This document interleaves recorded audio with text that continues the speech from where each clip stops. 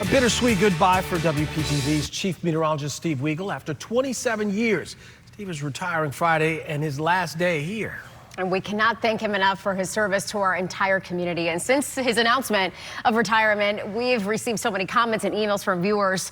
Those have been pouring in, Todd. Yes. And this is one of many here from Gail. She commented on our Facebook page today saying, Steve is, quote, always a calming voice and never sounding the panic alarm during major weather events. She also said, I will miss hearing and seeing you on TV. Thank you for being there for everyone in the viewing area, end quote. That's right. That is right. And if you want to thank him in person, head to Philly down south in Stewart. Megan McRoberts joins us live from tonight's celebration. Megan.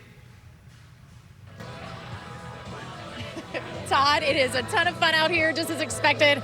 I can't think of a better way to celebrate Steve than something like this. A beautiful restaurant on a beautiful night, outdoors, drinks are flowing, everyone's eating, everyone's having a really, really nice time.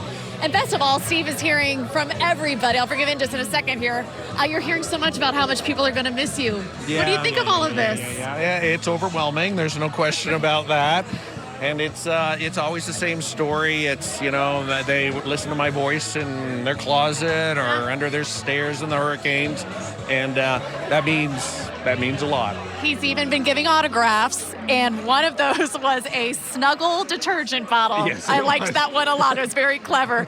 People have been bringing cards and balloons. Everyone's celebrating in their own way. You can see some of the crowd here behind me. I would say, Steve, easily 75, 100 people. You had a really good crowd. And how many people showed up? Well, after 27 years of leading this community through lots of sunny days, lots of storms, you know, many big storms, big hurricanes, active hurricane seasons. We got to sit down last week. I got to kind of pick your brain about which storms you think really shaped your career the most. Here's what he said. Steve Weagle may now be a household name in Palm Beach County and the Treasure Coast, but that wasn't always the case. Back in 1998, he was simply the new guy on the scene. Do you remember what your first major storm was? Yeah, so I got here in 98. The first one was Irene in 99.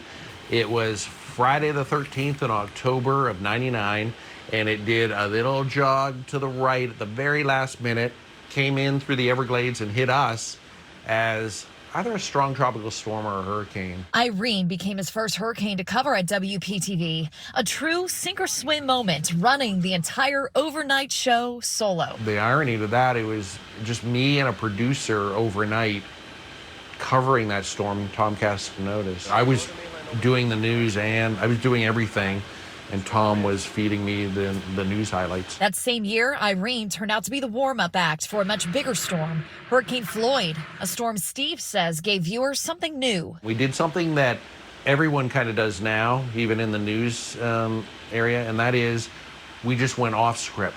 And if I was in front of the chroma key giving the weather, one of the other meteorologists would just walk right up to me and interrupt me while I was doing the weather and hand me some bulletin that might have said, oh, there's a new watch for Palm Beach County. And viewers loved it because viewers felt like there was an immediacy that they had never seen before. Immediacy without fear-mongering. That would become Steve's signature, and it set him apart during one of his most active hurricane seasons. That would have been Francis and Jean in 2004. For the first time, the station itself took a hit, too. The roof was caving in here in Studio B. This whole area right here was underwater. But Steve and the weather team didn't miss a beat. Instead, he powered through a 60-hour marathon of coverage. It literally was over 60 hours. Fueled by coffee, adrenaline, and a genuine passion for the science. Steve says his heart rate actually slowed during storms, allowing him to focus and reassure listeners that there was an end in sight. That was the first real storm where people were in their safe rooms and they didn't have power.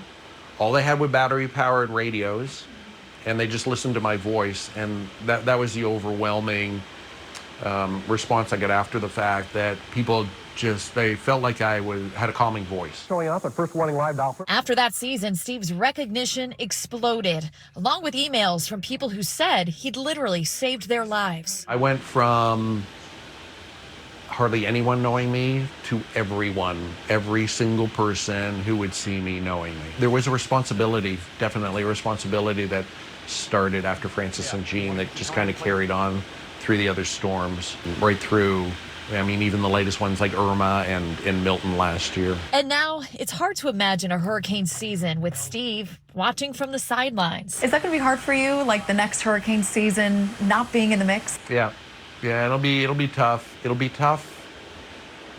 Yes, yeah, that will be tough. Still, he says his bond with viewers isn't going anywhere. That's a bond that that just can't be broken. You know, we literally, even though I was here, they were in their closet or under their stairs or in their bathroom. It's a bond that we have. All right, after a long, successful career with Steve, you were joining the ranks of the Snowbirds. Yes, I'm going to be a snowbird. Now, everyone's asking me, what are you going to do now? You're going to get bored.